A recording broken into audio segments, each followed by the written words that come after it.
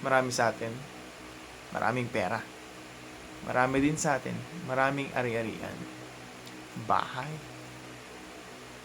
lupa, kotse, negosyo, minsan yate, minsan barko. Diba? Pero hindi lahat ng maraming pera o maraming ari-arian matatawag na nating wealthy. Marami silang pera, yes. Marami silang ari-arian, yes. Pero minsan, sila lang naman yung nandun. Wala silang ibang kasama. Sira yung pamilya nila. Wala silang gaanong kaibigan. At yun yung nakakalungkot, ano? Kasi hindi natin kayang ituring yung sarili natin that we are really wealthy if we don't have people around us. That's why it's very important na huwag natin kalimutan yung aspeto na yan. Maraming tao sa mundo at hindi natin kayang mabuhay ng tayo lang. Kailangan natin din ng ibang tao, ng tulong ng ibang tao, ng companionship ng ibang tao. Kaya nga, we always try to reach out to people. Yes, you can have all the money in the world, but pera lang yan eh. Sira naman yung relasyon mo sa ibang tao. Sira naman yung relasyon mo sa pamilya mo. Sira naman yung relasyon mo sa mga kaibigan mo, kamag-anak mo. Aanin mo pa yung pera. It can buy you temporary happiness. But what if mawalan ka bigla ng pera? Di ba? Naisip mo na ba yun?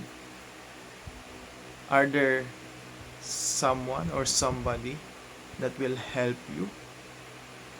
Wala. Because you don't have anyone. But even if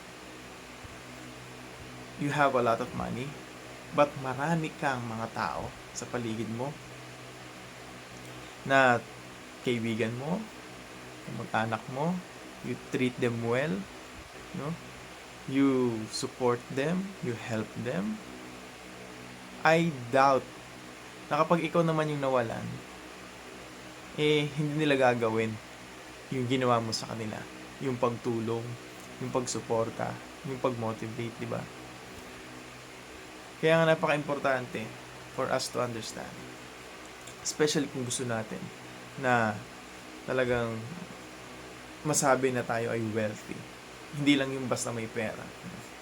It's for us to learn how to deal with people. How to be with people.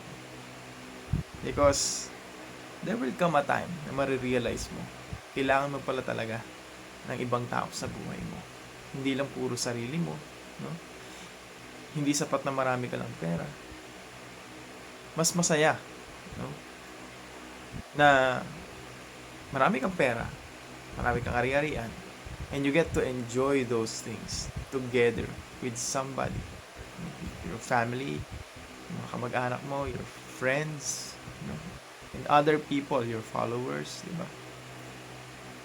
So, what I'm trying to say, yes, kaya tayong pasayahin ng maraming pera. Pero what if ma-down ka nga? Ano yung gagawin mo? Sino yung tutulong sa'yo?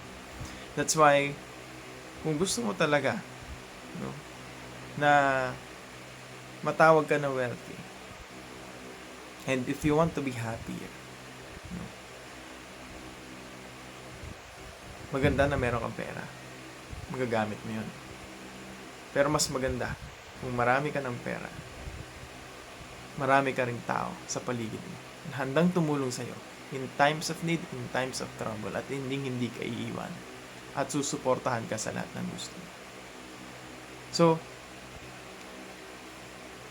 don't forget, if we want to be successful in life, we want to be wealthy, we don't just need money, we also need people.